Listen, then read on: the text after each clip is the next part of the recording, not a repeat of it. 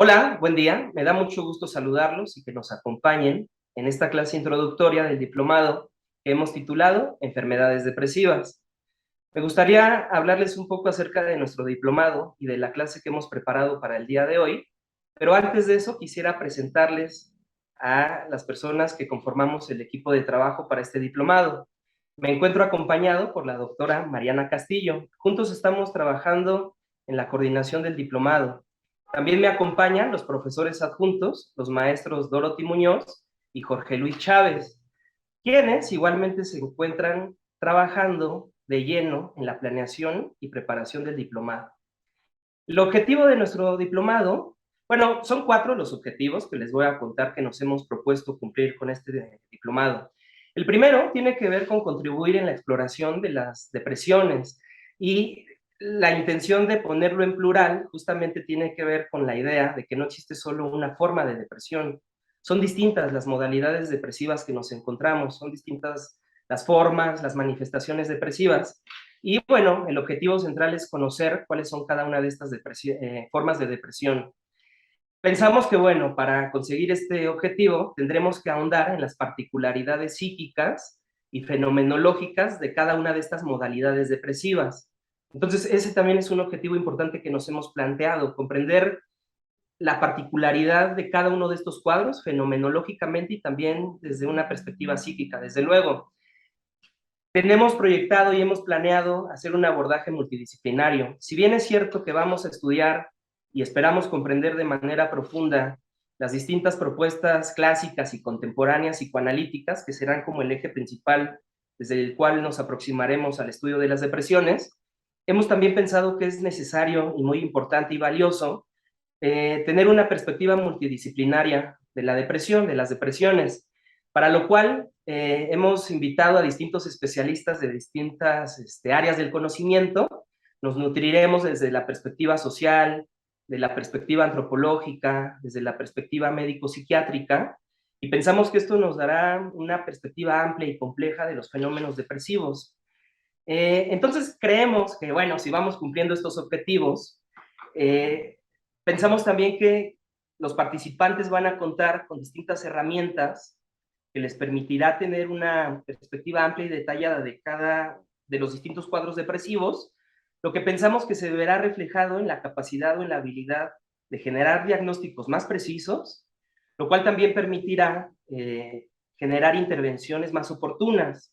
Así que pensamos que es una buena oportunidad, como ya les decía hace un momentito, este diplomado para todos aquellos que quieran conocer y ampliar su conocimiento de la depresión.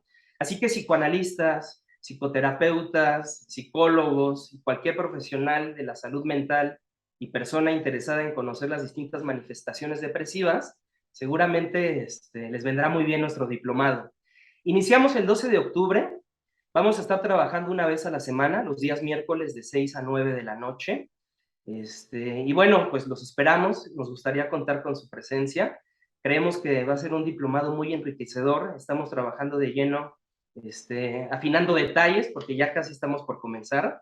Así que bueno, será un gusto para nosotros que nos acompañen y contar con su presencia. Ahora bueno, les cuento un poco acerca de la clase del día de hoy. La clase del día de hoy la hemos titulado Algunas formas de depresión, aproximaciones a su diagnóstico. El objetivo de esta clase es realizar un acercamiento introductorio de algunos conceptos básicos que nos permitirán ir distinguiendo dos formas de depresión o dos modalidades depresivas.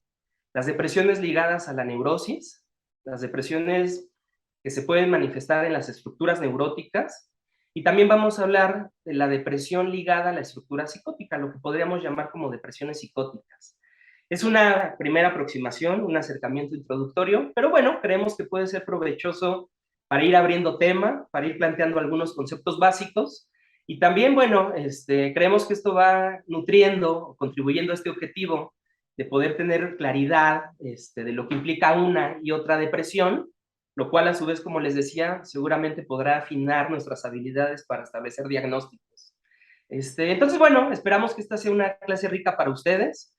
Claro que estos temas son una probadita para lo que viene después en el diplomado. Nos vamos a abocar a estudiar a detalle cada uno de estos temas que vamos a ir abriendo el día de hoy. es el pretexto, ¿no? Como para introducir el tema, presentarnos, que conozcan un poco cuál es la intención del diplomado. Y como les digo, vamos ya a lo largo de los 9 meses que vamos a estar trabajando en el diplomado, a meternos a detalle en cada uno de estos temas que hoy les presentamos. Entonces, bueno, una vez más, les agradezco su presencia. Y ahora, bueno, le cedo la palabra a Mariana Castillo, quien va a continuar y a retomar y a iniciar, ¿no?, la clase del día de hoy. Así que, bueno, adelante, Mariana, te cedo la palabra. Gracias, Víctor. Bueno, pues les doy también la bienvenida y gracias por acompañarnos en esta clase que, como decía Víctor, es una probadita de lo que intentamos capturar en este diplomado. Y bueno, pues también comentarles que el estudio de las depresiones es algo muy relevante en la época actual. Para todos los que trabajamos con pacientes, pues es importante considerar que cualquier persona que nos llega al consultorio va a traer consigo diferentes manifestaciones depresivas a lo largo de el desarrollo del tratamiento, ¿no? También para aquellos que, pues, por ahí no se dedican a la clínica, pero bueno, todos como seres humanos en nuestra propia vida, pues nos damos cuenta de que la depresión es algo que en cierta medida nos acompaña, ¿no? Nadie de nosotros estamos exentos de pasar por momentos de tristeza, de abatimiento, de emociones que, bueno, consideramos como del espectro depresivo. Entonces, la idea es abrir esta clase introduciendo también este aspecto, que es algo que el psicoanálisis se ha dedicado a estudiar de manera muy profunda a partir de las aportaciones iniciales que hizo Freud con aquel, digamos, texto importantísimo que vamos a estudiar a profundidad, que es Duelo y Melancolía, en donde una de las ideas principales justo es, como Víctor nos comentaba, hacer una diferencia inicial, pero no la única, ¿no? Una diferencia que Freud con su capacidad clínica se dio cuenta al trabajar de manera, digamos, como muy cercana con sus pacientes, de que todo paciente va a presentar a lo largo de la vida manifestaciones depresivas, y a él le interesó hacer una diferencia primero entre qué pasa con los pacientes que tienen, digamos, manifestaciones depresivas neuróticas y cómo es que, como observó con otros pacientes, estos síntomas a veces se pueden cristalizar formando digamos, una manifestación mucho más patológica que él denominó melancolía. Ahora vamos a ir viendo cómo la melancolía no es la única depresión psicótica, porque tenemos muchas variedades, pero bueno, sí es la más representativa, y en esta clase también en un ratito más vamos a hablar de cuáles serían las características particulares de una depresión neurótica y una psicótica. Ahora, como les comentaba hace un momentito, la vida, ¿no? Este ciclo vital nos va presentando diferentes situaciones en las que nos tenemos que enfrentar a pérdidas, ¿no? Es algo que también Freud introdujo en este artículo, y muchos otros autores que también vamos a revisar a lo largo del diplomado fueron profundizando en estas ideas, ¿no? ¿Qué nos representa, ¿no? Psíquicamente la necesidad de renunciar, de perder diferentes formas de funcionamiento, bueno, de renunciar a cosas que tenemos, ¿no? Y entonces en el desarrollo es natural, ¿no? Por ejemplo, el bebé tiene que enfrentarse a la primera pérdida, que es el nacimiento, ¿no? Cuando nacemos nos tenemos que despedir de este estado, ¿no?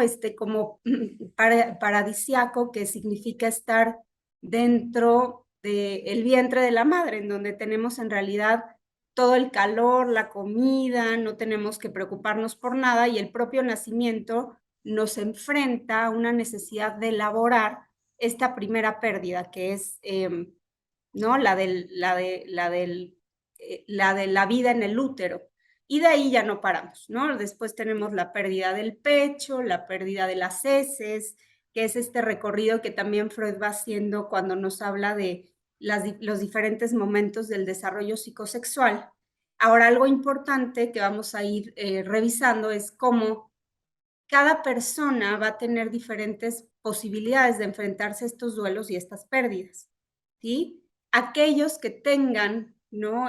Recursos más ligados a lo neurótico van a poder elaborar los duelos, ¿no? Y salir, digamos que triunfantes de estas pérdidas, sumando al desarrollo, ¿no? Sumando al crecimiento de la personalidad. Y en realidad es una idea muy linda que es propia del psicoanálisis porque nos permite pensar que la depresión, los estados depresivos, no solamente son dolorosos, ¿no? Y no solamente lo que estamos pensando es que lo que tendremos que hacer es eliminar, ¿no? El síntoma, eliminar estos dolores de la vida, sino que también la posibilidad para atravesar por estos estados es beneficiosa para la personalidad, es decir, la depresión también tiene un aspecto positivo, ¿no? Un aspecto que nos ayuda a poder ir construyéndonos a lo largo de la vida. Entonces, bueno, esa también es una idea que vamos a ir revisando. Y otros conceptos importantes ahora, antes de seguir con la clase, es comentarles que, como Víctor nos mencionó, en psicoanálisis tenemos una idea muy amplia y compleja de las depresiones. De hecho, por eso son las depresiones. No hablamos de la depresión, sino en plural, ¿sí? Porque vamos a tener basados en esta idea de que todos pasamos por momentos depresivos, diferentes modalidades depresivas, ¿no? Les voy a compartir acá rapidísimo una pequeña imagen que nos va a ayudar a entender esto que les estoy comentando, ¿no? Fíjense cómo las depresiones va a ser un continuo, ¿no? Y vamos a ir encontrando en diferentes personas, incluso en una misma, estas diferentes modalidades que van desde lo más, ¿cómo podríamos decir? Normal, natural, que es el estado depresivo, es decir, todos pasamos por momentos de tristeza, hacia una depresión neurótica, que en un ratito Víctor nos va a explicar a profundidad a qué nos referimos. Y después podemos tener un carácter depresivo. La idea de carácter tiene que ver con una forma de ser, ¿no? En donde lo que domina la personalidad, la forma de ser del sujeto, digamos que está sostenida en los elementos depresivos. Por ejemplo, personas que así son, es su forma de ser, ¿no? A diferencia del síntoma, que el síntoma sería algo que produce una queja, un dolor en el paciente. De hecho, los síntomas son la motivación principal que lleva a las personas a buscar ayuda, a buscar algún proceso terapéutico porque producen dolor. Decimos son egodistónicos, ¿no? La persona no quiere seguir sufriendo y necesita buscar la manera de ir modificando esto. En el carácter depresivo no es así. Lo que pensamos es que estos elementos iniciales, ¿no? Se cristalizan en la personalidad del sujeto. Entonces vemos personas que, por ejemplo, tienen ya, ¿no? Como parte de su forma de ser, una visión como bastante gris del mundo, ¿no? Por ejemplo, una mujer que asistió a entrevista y pues ella describía así su vida, ¿no? Decía, bueno, mi vida en realidad es normal, es bastante gris, no me gustan, nada me emociona mucho, en realidad pues no tienen muchas relaciones con otras personas, tienden a pensar que los demás no se interesan en ellos porque son poco atractivos, poco interesantes. Incluso en el carácter depresivo, la personalidad impacta, ¿no? Hasta la manera de moverse de la persona. Son personas que caminan lento, andan cabizbajas, hablan muy bajito, entonces hacen difícil que los demás les pongan atención porque no se hacen notar, ¿no? Y esto, lo importante para distinguir ahora es que vamos a tener entonces una diferencia entre algo que implica una manera de ser, a diferencia de un síntoma que sería algo que se espera que sea transitorio, que produce un malestar en la persona, ¿no? Y también habría que, vamos a ir introduciendo y hablando a más profundidad en el diplomado de qué entendemos por síntoma neurótico, ¿no? Porque las neurosis implican una confrontación entre deseos, ¿no? Que provienen de la sexualidad infantil y prohibiciones, ¿no? Entonces, estas dificultades van a generar estos estados depresivos, ¿no? Que si decimos estado, esperamos que se modifique, ¿no? Y del extremo, digamos, como más pegadito a lo patológico, tenemos las depresiones psicóticas, dentro de las cuales se encuentra la melancolía. Entonces, bueno,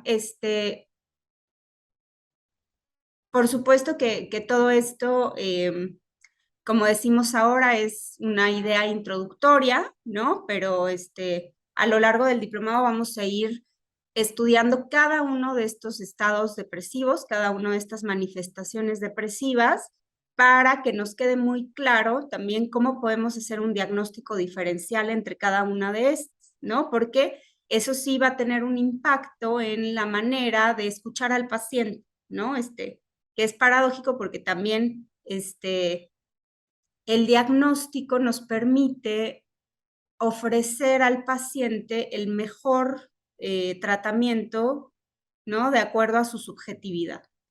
Entonces, pues bueno, creo que con estas ideas, ¿no? Podríamos continuar con las ideas sobre las depresiones neuróticas. Sí, Sí, adelante. Mariana, lo que has compartido conecta muy bien con lo que yo voy a hablar de la depresión desde la estructura neurótica, pero antes de abordar ese tema, me gustaría hablar un poco acerca de la mirada del psicoanálisis en comparación con la perspectiva psiquiátrica y que se conecta con lo que estabas hablando ahora de la estructura y del síntoma. Entonces, bueno, antes de hablar entonces de la neurosis, me voy a enfocar un poquito en delimitar estas formas de entendimiento, ¿no? De aproximarse a los fenómenos depresivos, a los fenómenos melancólicos. Para lo cual me gustaría, les propongo pensar de entrada en los términos depresión y melancolía. Ya les había dicho hace un momentito que en nuestro diplomado tenemos esta intención del enfoque multidisciplinario, ¿no? De una perspectiva compleja, una perspectiva plural. Y les digo esto porque vamos a tener una clase en la que vamos a hacer como un recorrido histórico, ¿no? Acerca de la depresión, de la melancolía. Pero ahorita quiero mencionar de forma breve algunas ideas que me parecen interesantes y que les quiero compartir como para ir delimitando el terreno, ¿no? Para ir teniendo claridad desde dónde estamos posicionándonos. Para eso les quiero contar que la melancolía y la depresión, a lo largo de la historia, se han pensado, se han conceptualizado y se han entendido como condiciones distintas. O sea, que la melancolía, por un lado, en la antigüedad, por ejemplo, se pensaba con un sentido profundo.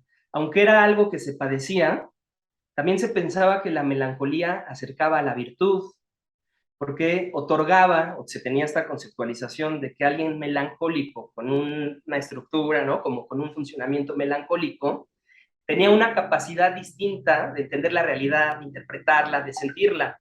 Es por eso que en la antigüedad y hasta antes del siglo XIX o mediados del siglo XIX, la melancolía estaba asociado también como con una virtud, porque también se pensaba que era como una dotación que permitía la creatividad y que encontraba distintas manifestaciones en la literatura, en la pintura, en la filosofía, y entonces esta perspectiva de la melancolía cambió a partir del surgimiento de la depresión, porque la depresión, el concepto de depresión, surge de la medicina cardiovascular, surge como un concepto de la medicina que se empleaba para referirse a una disminución funcional.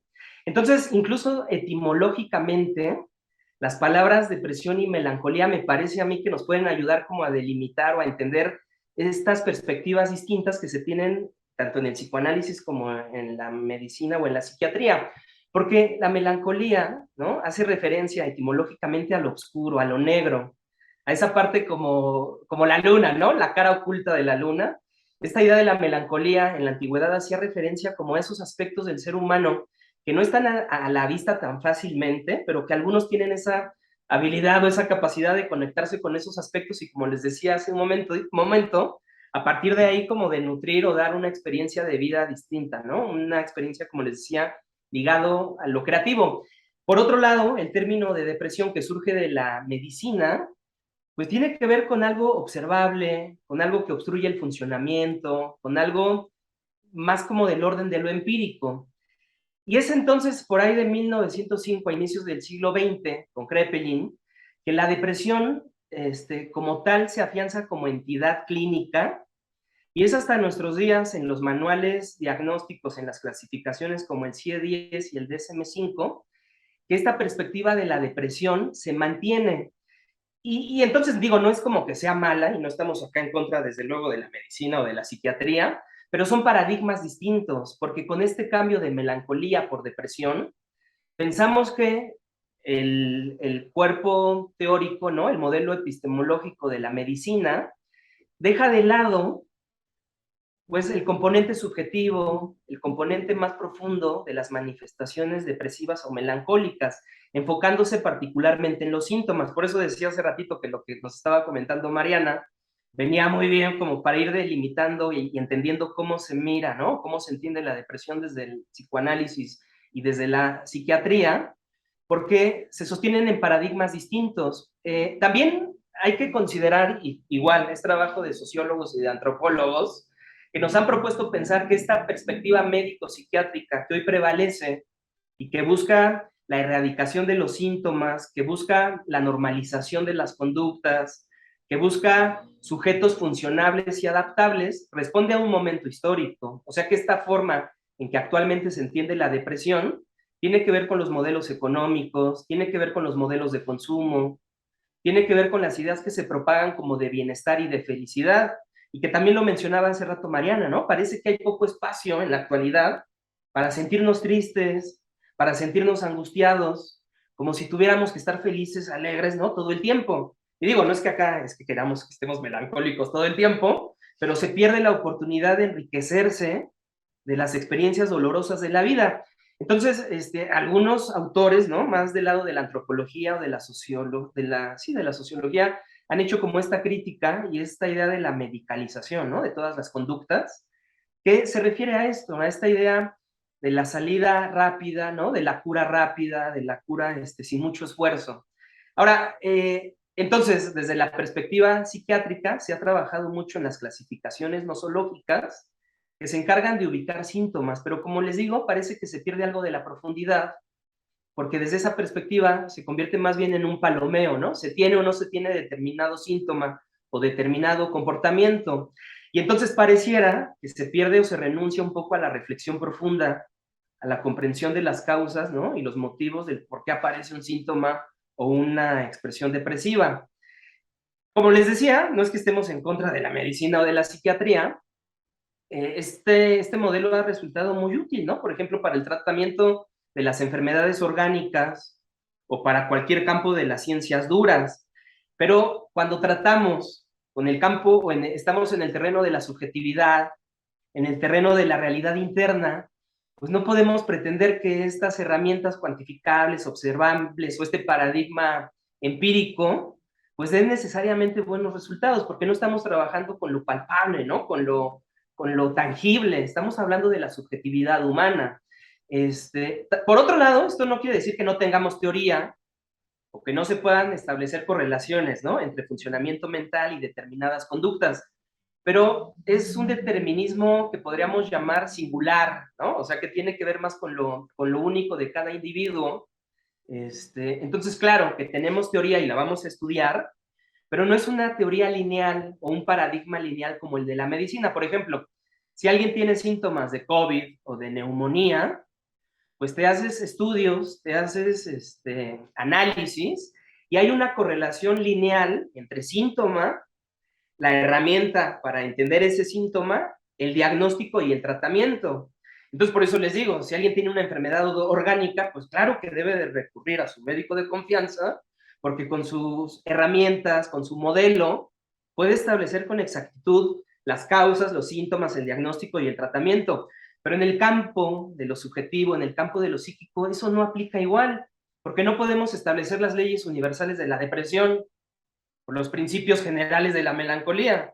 Eso no existe en psicoanálisis, eso no existe desde esta perspectiva, porque lo que entendemos que nos da como ese entendimiento de los síntomas es el conocimiento de la realidad interna, ¿no? De lo singular de cada sujeto.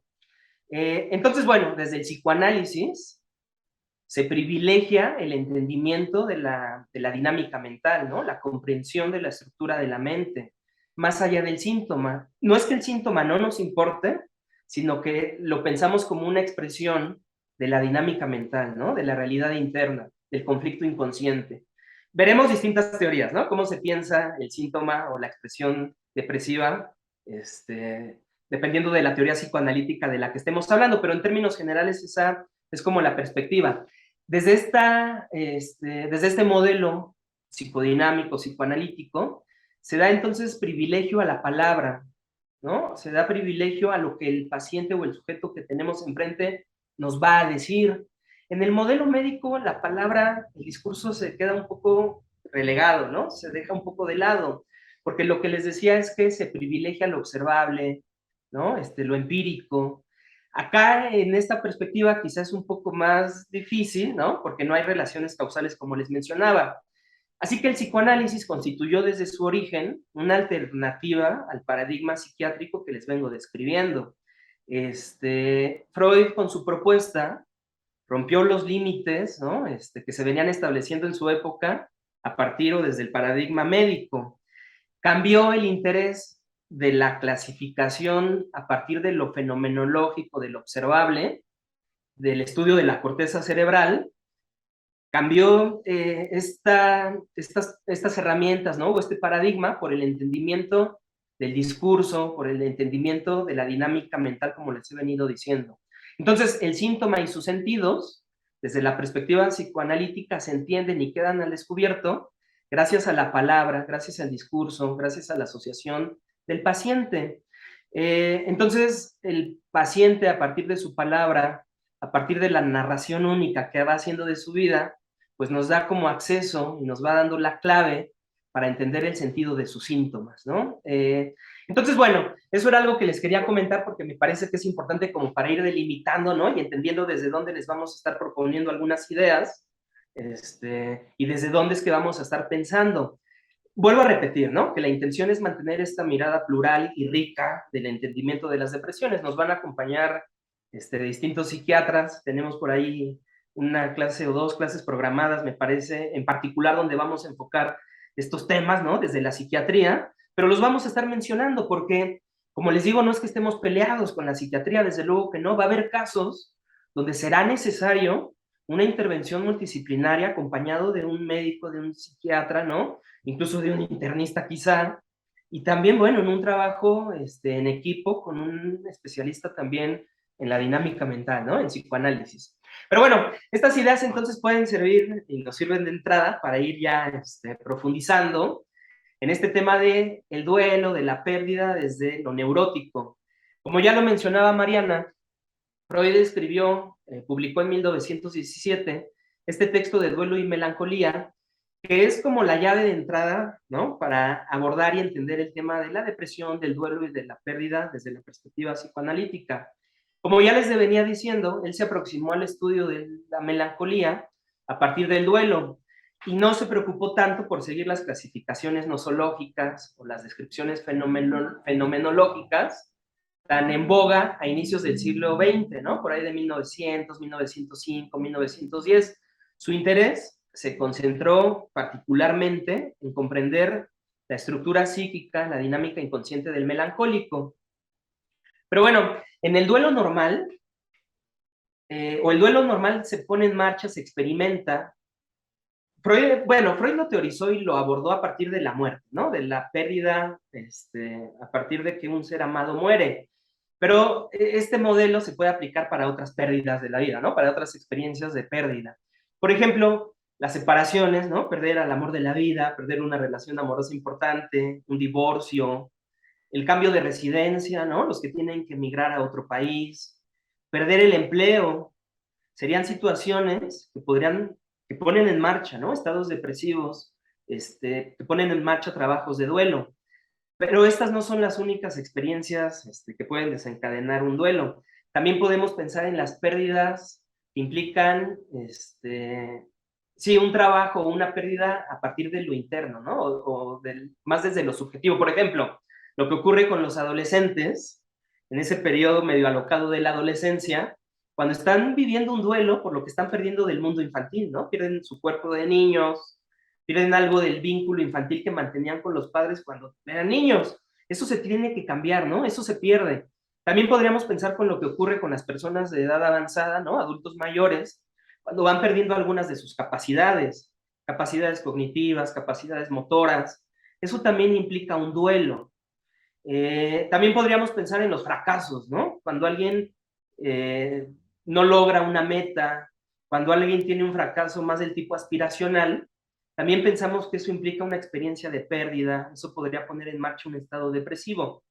Ahora, una particularidad o algo que nos puede hacer pensar o, ¿no? Para ir delimitando en qué terreno nos encontramos, si en lo neurótico, más en lo no neurótico, ¿no? En lo psicótico, es que las experiencias de duelo en el neurótico se puede pensar o se ubica el motivo que causa el dolor mental o la depresión.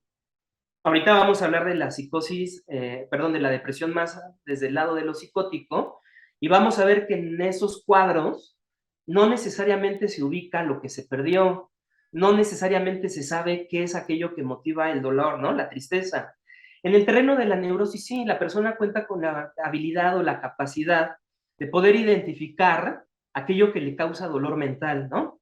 Entonces, bueno, pensamos, como ya también lo había dicho Mariana, que durante toda la vida, durante todo el ciclo vital, nos vamos a estar enfrentando a distintos momentos de duelo, a distintas pérdidas, ¿no? Perdemos la vida intrauterina, ya lo había dicho Mariana, ¿no? El confort, la seguridad del vientre materno, para embarcarnos, ¿no? En la realidad externa con todos los estímulos, pues, que resultan sorprendentes y agobiantes desde el inicio de la vida. Perdemos el pecho de mamá con el destete, al inicio, ¿no? Los primeros días de kinder o de escuela en la primaria, perdemos ese mundo exclusivamente familiar en el que nos desarrollábamos para embarcarnos en el mundo exterior, ¿no? De la escuela. Entonces, también lo mencionó Mariana, y ya lo habíamos dicho hace un momento, estas experiencias de dolor, estas experiencias de duelo, estas experiencias de reto emocional, son las que nos enriquecen, son las que nos fortalecen, son las que nos van dando forma. Por ahí dice, ¿no? Que los golpes de la vida nos forman como el carácter, ¿no? O nos van ayudando a fortalecernos.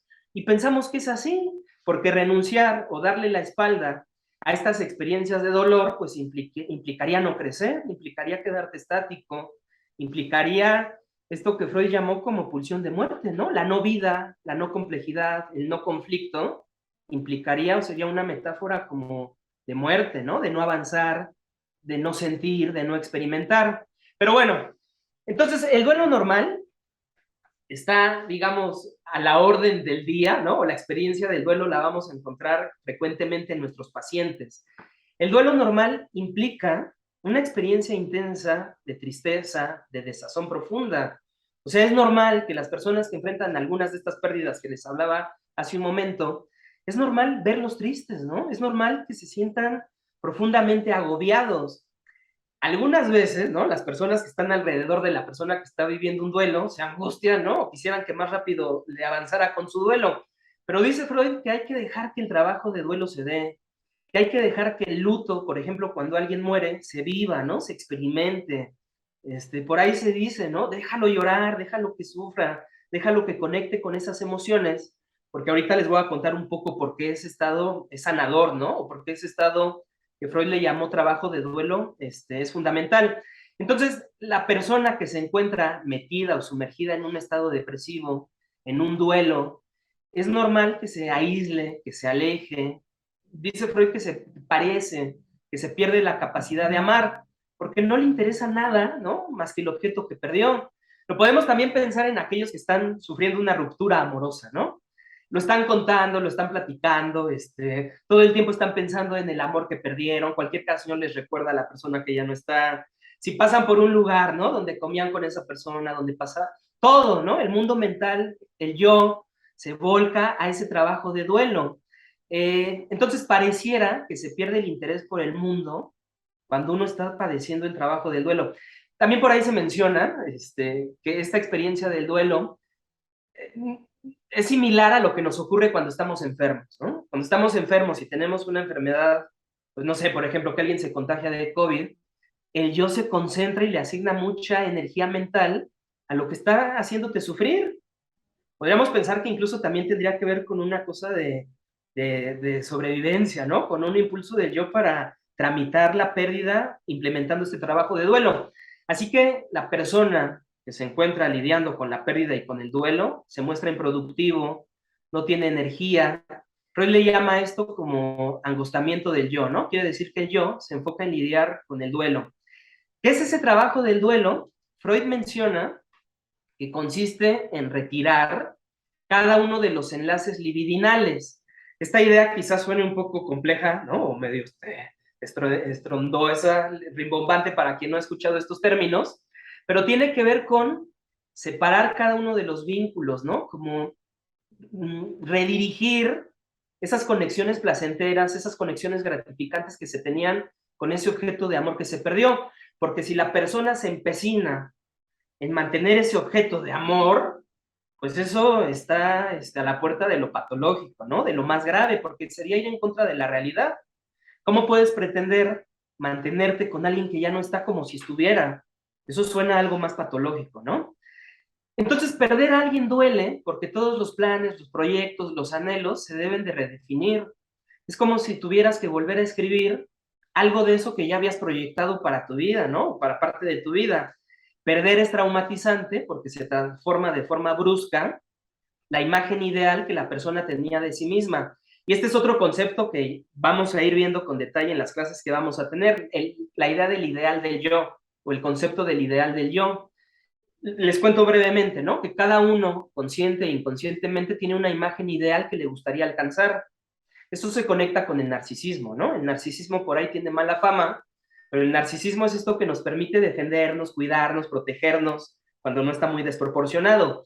Y en ese sentido todos tenemos imágenes ideales que perseguimos y que conectan con el narcisismo, ¿no? O sea, que nos hace sentir bien alcanzar algo de esas metas que nos proponemos.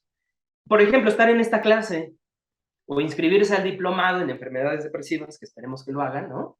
Seguramente tiene que ver con algo de sus ideales, ¿no? Con algo que quieren conseguir, con algo que quisieran alcanzar. Entonces, perder a alguien duele porque algo de ese ideal se trastoca, ¿no? Algo de ese narcisismo queda adolorido. Y aquí es donde entra, o podemos pensar en esta idea de la estructura neurótica y de la estructura psicótica. Porque una estructura neurótica tiene mayores recursos para enfrentar esos dolores, esas pérdidas. Un neurótico, ¿no? En términos amplios, luego vamos a ver que dentro del mundo de la neurosis existen también distintas formas neuróticas, ¿no? Pero en general, podemos pensar que el neurótico cuenta con mayores herramientas, con más recursos para hacer frente a estos dolores de la vida.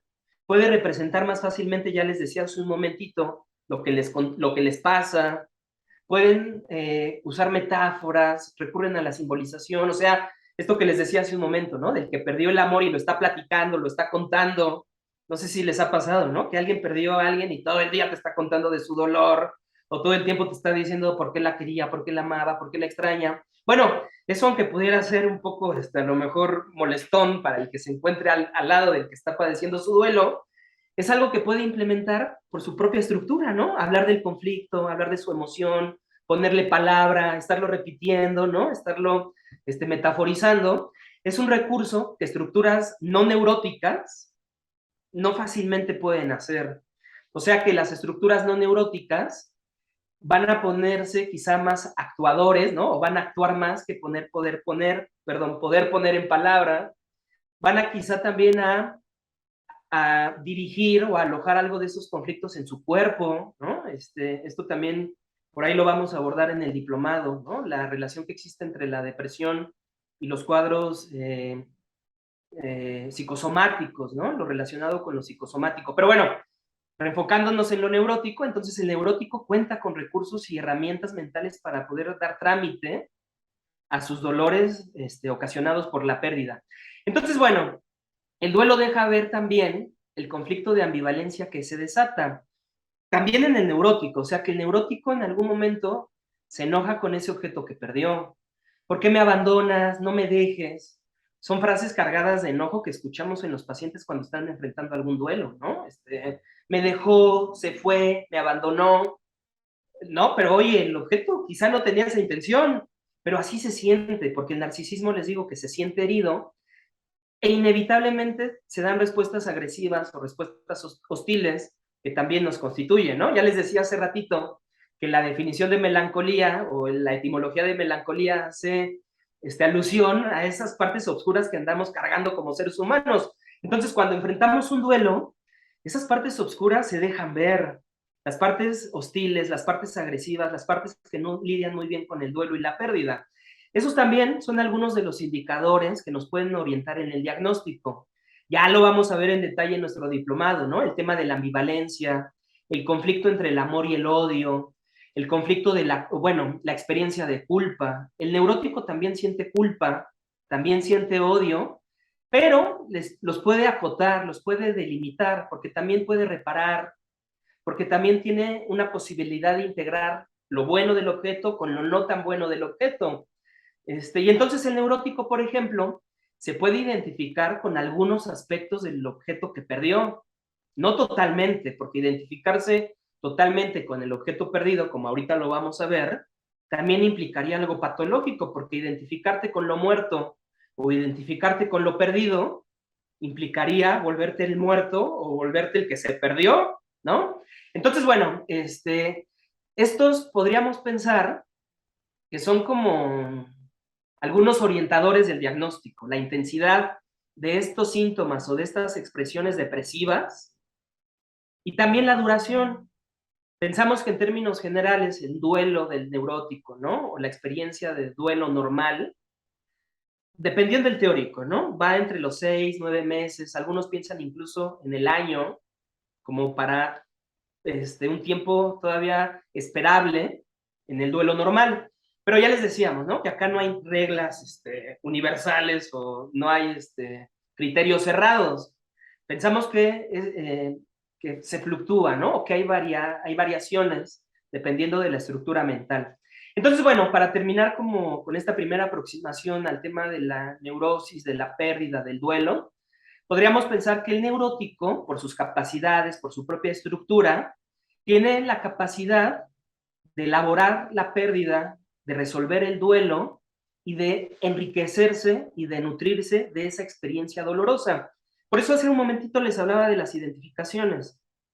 Recuerdo a un paciente que después de que su padre murió y de haber estado en duelo, al final, ya en las últimas etapas de su trabajo de duelo, tenía un trabajo mental reparatorio donde en conciencia me hablaba de lo bueno de su papá, no era una cosa escindida e idealizada, ¿no? Más integrada, donde podía reconocer lo no tan bueno del papá y también los aspectos enriquecedores de su papá.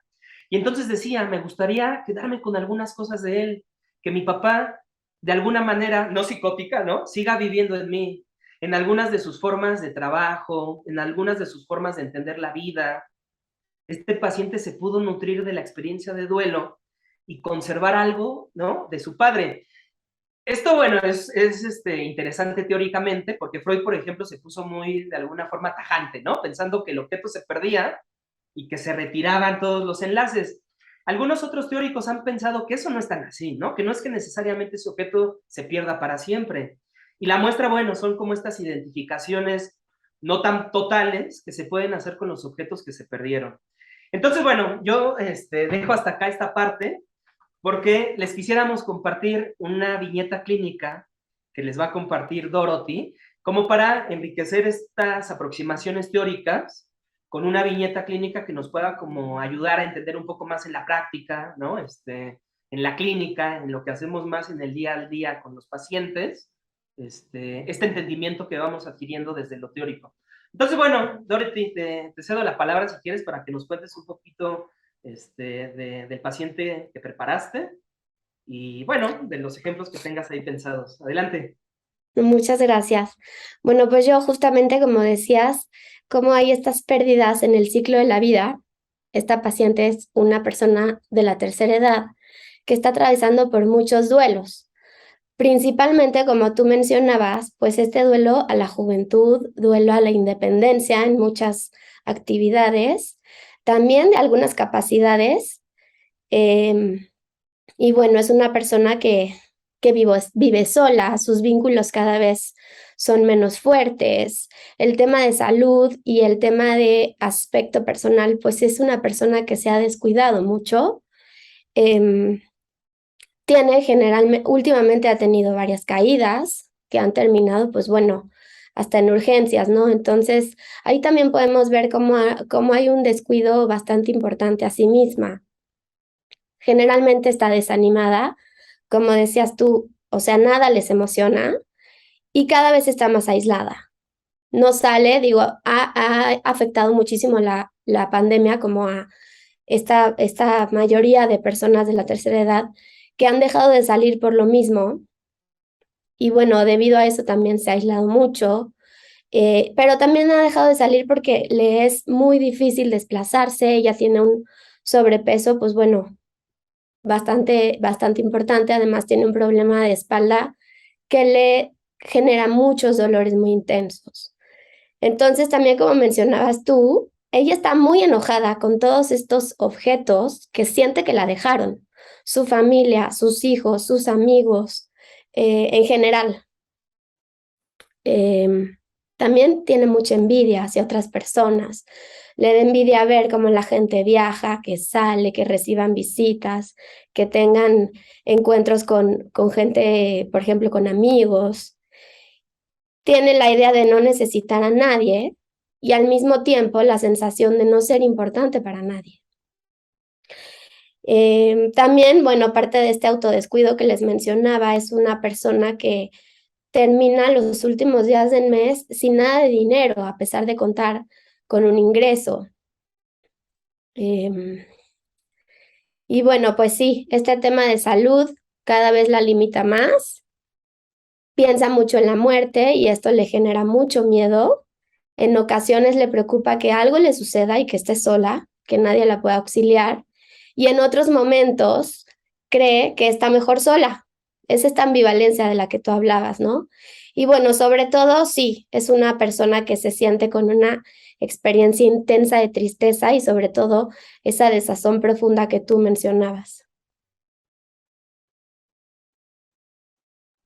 Sí, ahora creo que en el caso de esta paciente hay algo que no mencioné, pero que vale la pena, porque aunque es una paciente que podríamos considerar dentro del terreno de lo neurótico por sus recursos, por sus capacidades, se le juntaron varios duelos, ¿no? O sea, lo que está viviendo por la pandemia, el tema de su propia etapa de vida, ¿no? Y todo lo que está enfrentando, no lo mencionaba, pero claro, también hay que considerar eso, ¿no? Mientras alguien, digamos, como que le vaya sumando duelos, la experiencia va a ser más mortificante y dolorosa.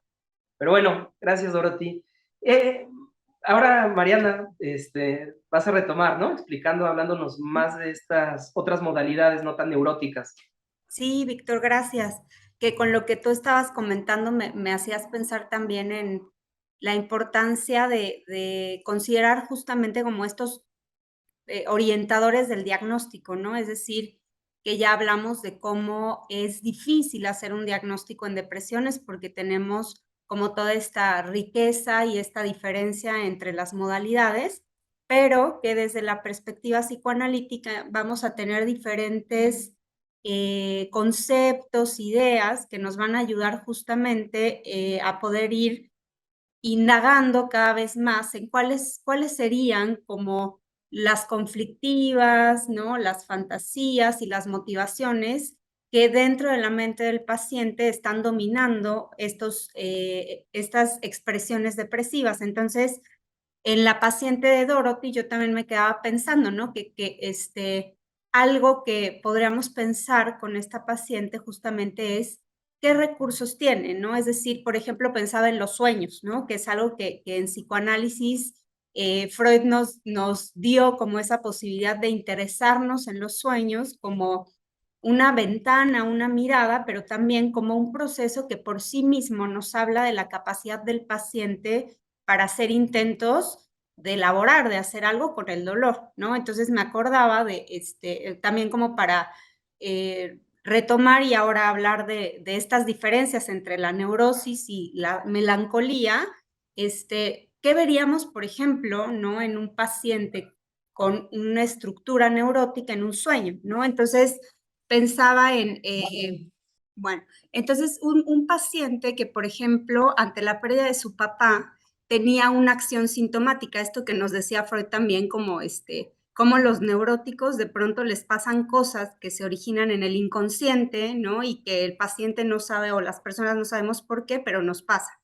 Entonces, cada vez que quería ir a visitar a su papá al cementerio, se perdía en el camino. Entonces, tomaba mal el camión, se equivocaba, el chiste es que no podía llegar, ¿no? Y este mismo paciente tenía un sueño, que fíjense la imagen, ¿no? Era una lápida que se rompía. Es una imagen como muy metafórica, muy condensada, en donde pues tenemos una representación justamente de la ambivalencia, ¿no? De que, como decía Víctor, también la pérdida, ¿no? La muerte, la separación nos genera una sensación de odio, de abandono, que va a ir variando también en cantidad, pero en cualidad, ¿no? Es decir, qué efecto tienen estas emociones naturales en la mente, que son el amor y el odio, en estos procesos de duelo. Entonces, este paciente es un paciente neurótico, ¿no? Porque está teniendo una capacidad, además, obviamente, en la neurosis también tenemos el tema de el pleito, ¿no? Por ejemplo, como hay una rivalidad con el padre, entonces generalmente, aunque sea de manera inconsciente, pues deseamos la muerte del padre, ¿no? Y que cuando se materializa se van a, se van a generar también emociones de mucha culpa, ¿no? Pero en este sueño lo que está, digamos, ahí como representado es justamente esa dualidad, ¿no? Entre la dificultad para dejar ir al objeto, pero también la ruptura de la lápida, ¿no? El paciente dio las ideas acerca del sueño, también representaba justamente este rencor, ¿no? Que en la neurosis va a ser, va a estar presente, pero va a variar, ¿no? En relación a la melancolía. Entonces, bueno, en la melancolía, ¿no? Que es esta manifestación, como decíamos, mucho más patológica, en donde la idea de Freud es que el duelo, que nos explicó muy bien Víctor, que tendría que terminar en una resignación del objeto, un enriquecimiento a través del proceso de duelo, en el cual la persona va a poder, en cierta manera, retomar su vida, ¿no? Es una manera como digamos, bastante coloquial de explicar lo que Freud decía con respecto a, bueno, ¿no? La libido que una vez ocupó, ¿no? O digamos, se ocupó para estar puesta en el objeto perdido, ahora queda libre, entonces la persona puede retomar su vida, ¿no? No se queda instalada en el duelo. La melancolía, Freud nos va a explicar que cuenta con ciertas características que impiden que el duelo o el proceso, el trabajo de duelo llegue a su meta, que sería esta, ¿no? Entonces es algo así como que en la melancolía el duelo se queda instalado, pero la pregunta es ¿por qué no? O sea, ¿por qué una persona sí puede y otra no puede? Entonces Freud piensa que en el melancólico va a haber varias cosas importantes. Una de ellas tiene que ver con qué objeto es al que se pierde. Y nos decía hace ratito Víctor, ¿no? Que es cierto, el melancólico no tiene de manera consciente una idea de qué fue lo que perdió, pero sabe que algo perdió, ¿sí? Y también este objeto perdido, va a tener también una característica en cuanto al tipo de relación que el melancólico establece, digamos teóricamente, ¿no? Primero con el objeto y después con sí mismo. Es un objeto que Freud dice ambivalente, amado y odiado. Pero ya dijimos, el nivel de odio también varía. Entonces, sería algo así como que a mayor odio, ¿no? Y ante la pérdida del objeto, cuando el odio es muy intenso, va a haber mucha dificultad para poder hacer la elaboración del duelo, porque el odio, digamos que en cierta manera, atrapa, ¿no? Es decir, se pierde la posibilidad, ¿no? Como decía Víctor con su paciente, ¿no? De hacer como una integración en donde el objeto también tuvo cosas buenas, entonces uno puede dejar ir en paz al objeto porque, bueno, nos dio mucho, podemos identificarnos, ¿no? Es decir, quedarnos con aspectos o con cosas que la persona antes hacía por nosotros y ahora pues tenemos que hacer por nosotros mismos, pero el amor permite, digamos, como hacerlo de manera menos angustiosa. En la melancolía, el nivel de odio es muy intenso. Entonces, la idea de Freud es que el melancólico no puede, digamos, como resignar la pérdida y psíquicamente va a recurrir a un mecanismo que se llama identificación oral, ¿no? Que sería algo así como que no dejamos ir, ¿no? Al objeto y nos lo tragamos, ¿no? Entonces, hay una identificación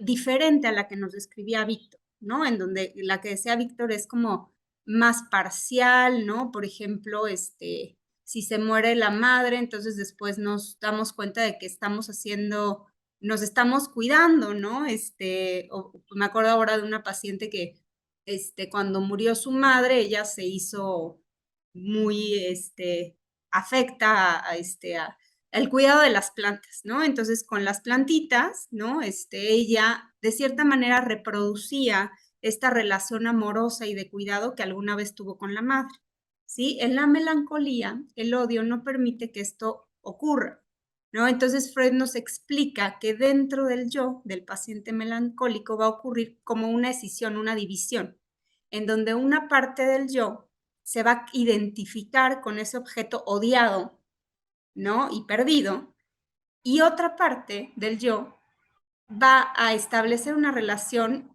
de autorreproche, de maltrato, ¿no? Hacia esta parte, ¿no? Ahora de la persona que representa ese objeto perdido. Entonces, esto lo vamos a observar justamente en la sintomatología melancólica, ¿no? Que decimos que Freud hizo mucho énfasis en eso y yo pienso que muchos autores también consideran que algo que no puede faltar en la melancolía es el autorreproche.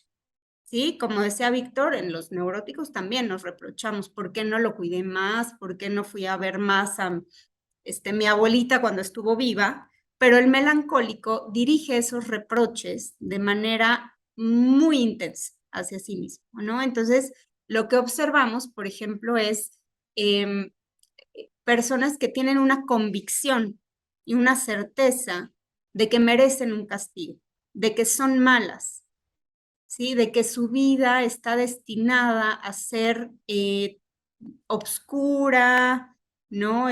Triste, ¿sí? Todo el tiempo están instalados en una forma de vivir el mundo que implica eso, ¿no? Que implica que no hay nada bueno, no queda nada bueno para ellos y que entonces su vida está como condenada a ser terrible. ¿Qué implica esto? Bueno, que la persona no puede disfrutar de la vida. Entonces, pensaba ahorita en la película que también, bueno, vamos a incluir material fílmico en nuestro diplomado, pero en esta película de Lars von Trier, que es Melancolía, ¿no? En donde pues el personaje es una mujer melancólica bastante grave, ¿no? Entonces hay una escena que nos ayuda como a entender qué pasa con la identificación en el paciente melancólico. La identificación se hace, ¿no? Con un objeto destruido, ¿no? Devaluado y odiado. Entonces, ahora la persona, algo así como que se odia a sí misma, ¿no? Entonces, esta escena que les digo es cortita, es una película muy, muy linda, bueno, muy arrasadora, pero linda en el sentido de entender, ¿no? Cómo funciona la mente de alguien melancólico en donde esta mujer está sentada a la mesa, ¿no? Y entonces ella está pasando por una crisis melancólica, su hermana la cuida y le hace de cenar su platillo favorito, ¿no? Entonces, le cuesta un trabajo terrible levantarse, ¿no? Ahí vemos también la intensidad de los síntomas, ¿no? El paciente melancólico a veces no puede pararse de la cama porque no tiene, digamos, como energía para hacerlo, porque está sumido en una depresión muy fuerte. Pero bueno, al final lo logra. Cuando se sienta a la mesa y le da el bocado, lo único que dice es, me sabe a ceniza, ¿sí?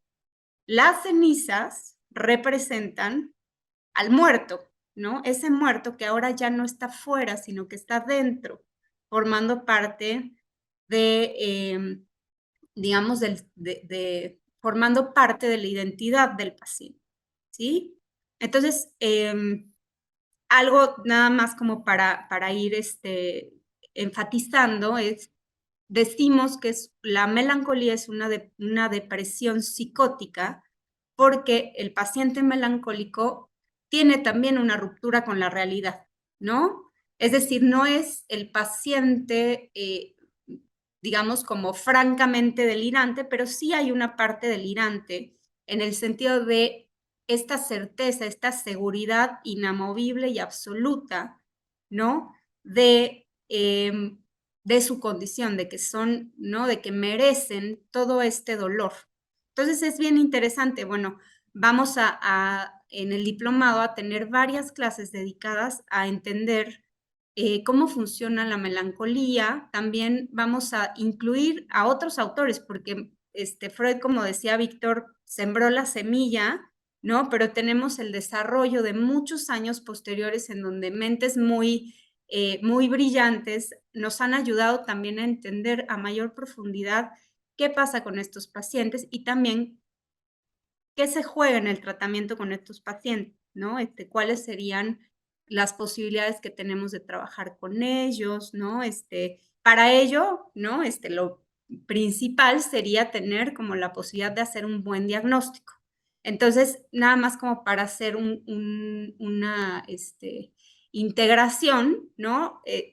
En el paciente neurótico, algo que vamos a observar es la duda, ¿no? La pregunta, por ejemplo, ¿por qué me dejó? ¿No? No me quiere, no soy suficiente. Es decir, en esta pregunta vemos escondidos como todas las motivaciones o digamos los libretos de la neurosis, ¿no? ¿Por qué no me ama el otro? ¿Qué me falta? ¿No? Entonces, esto produce dolor, ¿no? Y produce emociones depresivas. Y digamos, en la melancolía y en las depresiones psicóticas, vamos a encontrar la certeza, ¿no? La necesidad delirante de castigo, una convicción de ser merecedores de una vida llena de sufrimiento que además es necesaria, ¿no? Es muy impactante como puede ser que, me acordaba ahora de una paciente que toda su vida, no importa si el día es soleado, ¿no? Bonito, hay pajarito, no, no, no. Para ella todos los días son terribles, ¿no? Entonces, a eso nos referimos, como la riqueza de la perspectiva psicoanalítica nos permite adentrarnos en el mundo interno del paciente, ¿no? Por eso es un tema interesantísimo el estudio de las depresiones. Y bueno, ahora también Jorge nos va a compartir una viñeta de una paciente, ¿no? O de un paciente que nos va a ayudar mucho a entender esto que les estamos compartiendo. Adelante, Jorge. Gracias, Mariana. Sí, digamos, a propósito de la preparación de esta clase y la distinción entre el duelo y la melancolía, ¿no? La depresión neurótica y la que tiene características más psicóticas, yo pensaba en una paciente, ¿no? Que, bueno, era una abogada titulada de la UNAM, ¿no? Bastante inteligente, que lo primero que me llamó la atención al ella ingresar al consultorio, pues era el aspecto, ¿no? Un aspecto descuidado, era una mujer joven que sin embargo por ahí aparentaba 10 años más de los que realmente tenía, y que al contarme de su formación, posteriormente me dijo que trabajaba de veladora en un panteón. Uno piensa veladora en un panteón siendo licenciada de la UNAM, ¿no? Eh, Hay algo llamativo en eso y como muy evocativo de lo que nos comentan Víctor y Mariana, como de lo negro, de la melancolía, ¿no? Del autocastigo, del sentir que uno no merece más, ¿no? Al explorar un poquito la historia de esta paciente, bueno, ella me cuenta que en la infancia, al jugar con uno de sus hermanitos en una azotea, el hermano se cae, ¿no? De un tercer piso y fallece. Eh, por supuesto es una vivencia traumática, ¿no? Muy dolorosa, pero también había una serie de fantasías al respecto que hacían que esta mujer se castigara todo el tiempo, ¿no? Muy propio de la melancolía pensar que era la peor persona del mundo, que había sido su negligencia la que había matado al hermano, que no merecía el amor de mamá, no merecía, ¿no? Compasión de ningún ser humano. Y era una mujer que digamos, eh, se descuidaba en cuanto a salud, ¿no? En cuanto a vínculos con personas, y ahí se ve el nivel de hostilidad que ya no estaba dirigido hacia otras personas, sino hacia ella, ¿no? Y uno piensa, por ejemplo, en la paciente de Dorothy, y a lo mejor fenomenológicamente podrían ser similares, ¿no? Pero si uno distingue lo que está pasando en la vida de la paciente de Dorothy, las fantasías que hay ahí, versus las fantasías y el momento de la vida que está pasando esta paciente, es muy distinto. Acá hay fantasías mucho más hostiles, ¿no? Como decía Mariana, certezas acerca de su propio, este, su propia falta de valor, ¿no? Y entonces, bueno, uno también tiene que irse a las profundidades, a la realidad interna, ver qué hace el paciente con sus pérdidas, con sus vivencias, también para darse una idea, ¿no? Esta es una mujer que desafortunadamente no pude atender mucho tiempo, pero que impactaba, ¿no? O sea, incluso el modo en que entraba al consultorio, ¿no? Como si realmente no mereciera estar ahí, como si no mereciera mi escucha, ¿no?